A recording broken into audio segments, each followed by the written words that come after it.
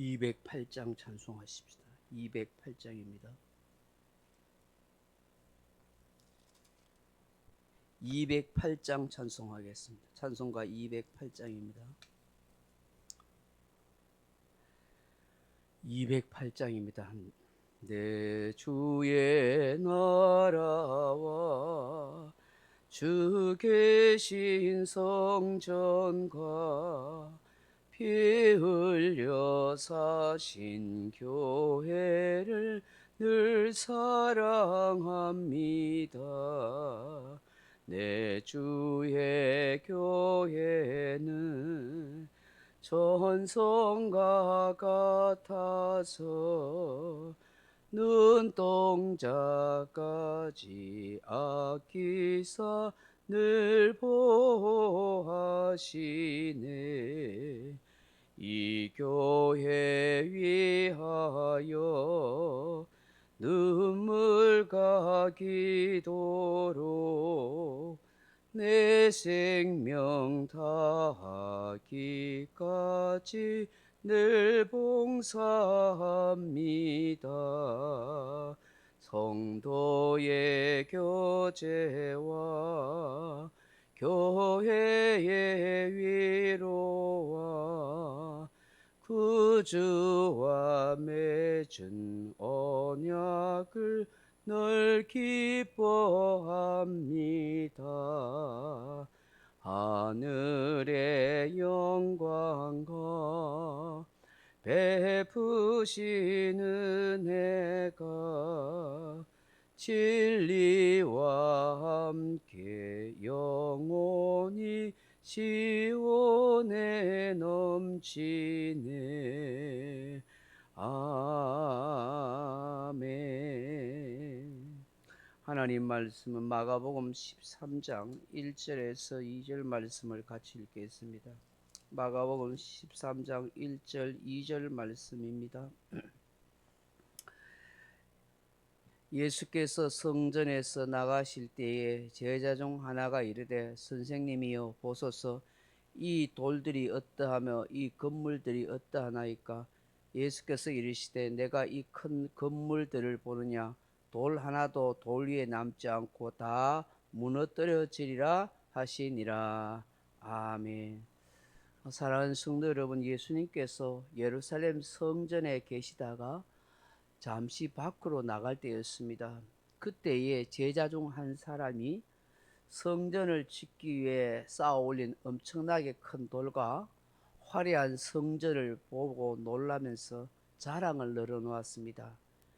1절에 보시면 예수께서 성전에서 나가실 때에 제자 중 하나가 이르되 선생님이여 보소서 이 돌들이 어떠하며 이 건물들이 어떠하니까. 그렇게 말을 합니다. 여러분, 예루살렘 성전은 통산 3번 지어졌습니다. 아시다시피 솔로몬이 이스라엘 백성들의 헌금을 통해서 아주 크고 화려한 그런 성전을 지었습니다. 이 성전을 솔로몬 성전이라 그렇게 부릅니다. 그러다가 바벨론의 침공으로 말미암아 예루살렘 성전이 완전히 무너졌습니다. 그리고 70년 후에 포로로 돌아온 이스라엘 백성들이 다시 예루살렘 성전을 짓게 되었는데, 그때 돌아왔던 그 지도자가 스룹바벨이라는 사람이 있습니다. 또 대제사장 여호수아와 학개, 느헤미야 이런 선지자들 통해서 성전을 다시 짓게 되는데, 그 두 번째 성전을 스룹바벨 성전이라 그렇게 부릅니다. 그러다가 예수님 당시에 이방인인 헤롯 왕이 유대인들의 환심을 사기 위해서 정책적으로 엄청난 세금을 걷어들여서 성전을 짓습니다. 자그마치 46년 동안 성전을 짓는데, 그건 새로 짓는다기보다는 더 확장했다고 그렇게 표현할 수 있을 것입니다. 솔로몬 성전보다는 훨씬 더 크고 넓고 화려하게 지었다고 말을 합니다. 이 성전을 헤롯 성전이라 그렇게 부릅니다. 이 헤롯 성전을 보았던 제자들이 엄청나게 감탄을 한 것이죠. 지금도 남아있는 성전 벽이 있는데 통곡의 벽이라고 하는데, 그 벽에 돌을 보면은 어마어마하게 큽니다. 돌 하나에 한 몇 톤 정도 나갈 정도로 그렇게 큰 돌인 것을 보게 되는 것입니다.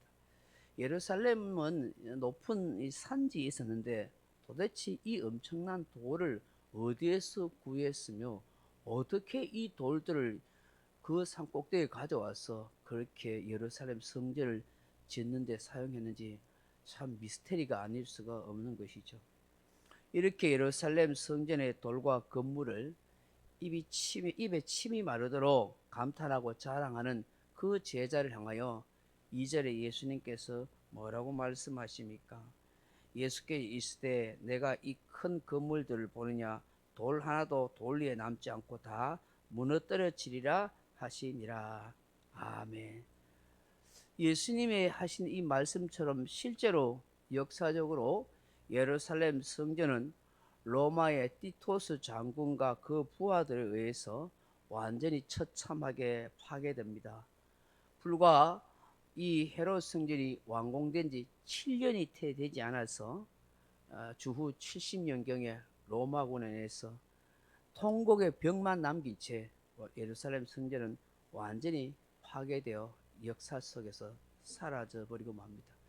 지금도 유대인들이 그 자리에 이 예루살렘 성전을 세우려고 엄청 그렇게 노력을 하고 관심을 기울입니다만은 지금은 그 자리에 예루살렘 성전을 지을 수는 없고 모슬렘 사원이 거기에 지어져 있습니다. 그래서 그 모슬렘 사원을 없애고 예루살렘 성전을 지으려면 이슬람 사람들과 전쟁을 벌여야 합니다. 이슬람권의 사람들은 이 예루살렘 성전 자리에 있는 그 모슬렘 사원을 자기들의 제2의 성전이라 생각합니다. 그럼 이스라엘 사람들과 이 이슬람 사람들 1억 갖고 전쟁을 죽기 살기로 치러야 되는 그런 상황이 됩니다. 어쨌든 예수님께서 이 제자들이 이렇게 예루살렘 성전을 자랑하는 것에 대해서 이렇게 돌 위에 돌 하나도 남지 않고 다 무너뜨리지라 라고 그렇게 말씀하셨습니다. 왜 이 말씀을 하셨을까? 첫째로는 예수님 자신이 참 성전이기 때문에 그렇게 말씀하셨다 하는 것입니다.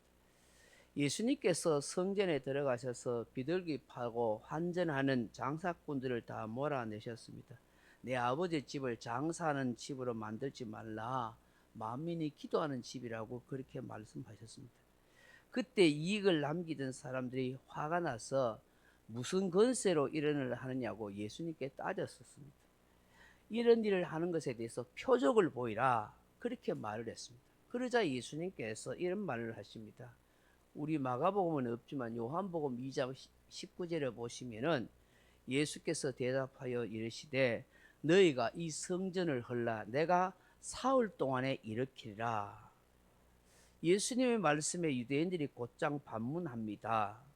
유대인들이 이르되 이 성전은 46년 동안 지었거늘 네가 3일 동안 일으키겠느냐 하더라. 그러자 요한복음 2장 22절에 그러나 예수는 성전된 자기 육체를 가리켜 말씀하신 것이라 그렇게 말합니다. 이 성전 눈에 보이는 성전을 헐어버리라. 내가 3일 동안 일으키겠다. 그럼 예수님이 뭘 말하는 거예요? 예수님의 십자가 죽으신가 부활을 통해서 참 성전된 자신의 모습, 진정한 예배의 처소를 그렇게 세우겠다고 말씀하고 있는 것입니다. 요한계시록 21장 2절에 보시면 또 내가 보매 거룩한 성 새 예루살렘이 하나님께로부터 하늘에서 내려오니 그 준비한 것이 신부가 남편을 위하여 단장한 것 같으라 그렇게 말씀합니다. 사도 요한이 환상 가운데 보게 되니까 하늘에서 참 새 예루살렘 성전이 내려오더라는 것이죠. 성 안에서 내가 성전을 보지 못하였으니 이는 주 하나님 곧 전능하신 이와 어린 양이 그 성전이심이라 그렇게 말씀하고 있어요. 그러니까 참 성전은 하늘에 있는 것입니다. 하나님이 어린 양 예수님이 참 성전이라고 말씀하는 것입니다. 그래서 이 땅에 오신 예수님께서는 눈에 보이는 이런 돌로 지어진 화려한 건물의 성전이 아니라 내가 참 성전이라고 그렇게 말씀하신 것이죠. 예수님께서는 하나님의 임재와 예배의 중심이 되었던 그 예루살렘, 눈에 보이는 예루살렘 성전이 이제는 위선과 거짓과 지약으로 얼룩져 있다. 이런 것들은 다 필요 없다. 아무리 화려하게 지어도, 큰 돌로 지어도 이제는 이런 성전이 아니라 진짜 참 성전이신 예수님, 하나님에게 진정한 예배를 드릴 수 있는 그런 것이 된다는 것이죠. 우리 예수님께서 영과 진리로 예배를 드리라 하는 이 말씀은 바로 참 성전이신 예수님께, 하나님께 예배하는 자가 되어야 된다는 것을 우리에게 말씀하는 것입니다. 사랑하는 성도 여러분, 역사는 현재의 거울입니다. 예루살렘 성전의 몰락을 통해서 우리가 무엇을 깨닫고 생각해야겠습니까? 교회는 건물이 아닙니다. 아무리 화려하고 멋지게 지은 건물이 교회당이라고 해도, 아무리 좋은 시스템으로 장식하고 좋은 프로그램이 있다고 해도 참 성전이신 예수님을 마음에 모시지 못하고 있다면, 하나님의 뜻대로 빛과 소금의 역할을 하지 못하고 있다면, 살지 못하면 그건 참된 교회일 수가 없습니다. 오늘 저와 여러분이 참 성전이고 교회인 것입니다. 그러므로 예수님을 모신 우리가, 참 성전이신 예수님을 모신 우리가 그 성전이신 예수님의 뜻대로 바르게 참되게 살아갈 때 우리가 참된 성전이 되고 또한 교회로서 하나님께 영광이 된다 하는 것입니다. 이제는 이성과 외식과 거짓과 제약이 아닌 교만과 그런 모든 아집과 욕망의 옷을 벗고 진정한 회개와 겸손의 마음으로 예수님을 마음에 모시고 그 뜻대로 말씀대로 살아질 때에 참 성전이신 예수님을 통해서 하나님께서 영광을 받게 되고 또 우리의 삶을 통해서 하나님이 기뻐하신다 하는 것이죠. 오늘 이 새벽에 주시는 이 말씀을 함께 묵상하면서 참 성전이신 예수님을 내 안에 모시고 성전된, 교회된 내가 하나님께 영광을 돌리는 아름답고 진실된 삶을 살아가게 하옵소서. 그렇게 기도하는 저와 여러분 되길 주님의 이름으로 축원합니다. 각자 기도하시다가 돌아가시기 바랍니다.